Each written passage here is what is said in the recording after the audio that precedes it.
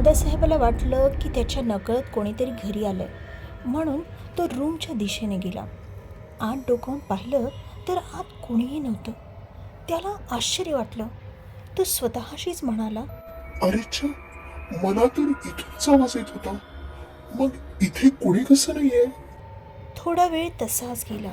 मग तो जाऊ दे असं म्हणून मागे फिरला तर समोर त्याची बायको होती. तिचा विचित्र अवतार पाहून तो घाबरला.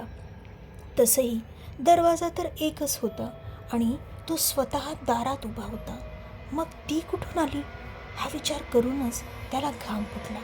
ती त्याच्याकडे पाहून विचित्र हसू लागली. एकदम म्हणाली, आम्ही बोलत होतो ना, आताच का आलास? चल निघ इथून. आता तिचा चेहरा रागाने लाल झाला होता. तो फार घाबरला. दातखिळच बसली त्याची. आल्या पावली तो पळतच दुकानात गेला. त्याला असं घाबरलेलं पाहून काम करणाऱ्या मुलाने कारण विचारलं तर घाबरून त्याने सगळं सांगितलं.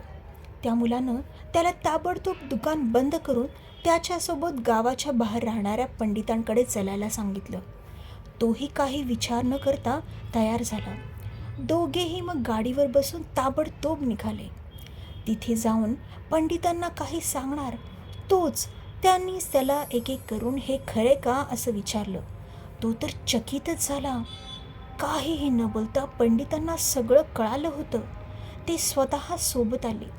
ते दारात येताच ती जोराने ओरडली, निघ माझ्या घरातून, नाही तर परिणाम वाईट होतील. निघ. पंडितांनी दोघांनाही इशारा केला आणि हातातला अंगारा थोडा दारात टाकला. मग आत आले तर ती कुठेतरी लपून बसली होती. मग त्यांनी पूर्ण घरात अंगाऱ्याची पूड टाकली आणि काहीतरी मंत्र म्हणू लागले. ती ओरडतच पंडितांच्या अंगावर येऊ लागली. लगेच पंडितांनी मंत्रोच्चार करतच तिच्या अंगावर अंगारा फेकला. तशी ती धक्कन खालीच पडली आणि बेशुद्ध पडली. दादासाहेब घाबरला, पण पंडितांनी इशाऱ्याने सगळं ठीक आहे सांगितलं. मग तो निश्चिंत झाला. तिघेही आता वाड्याच्या बाहेर आले.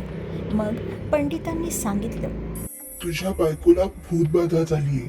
ती अमावस्येच्या रात्री म्हणजे तिन्ही सांजेला चांगली नटून थटून गजरा काजळ असा साज शृंगार करून तिथे वरच्या पायरीवरच्या मोकळ्या मैदानात मोकळे केस सोडून बसली होती. तुमच्या वाड्याच्या बाजूची कथा तर तुम्हाला माहीतच असेल.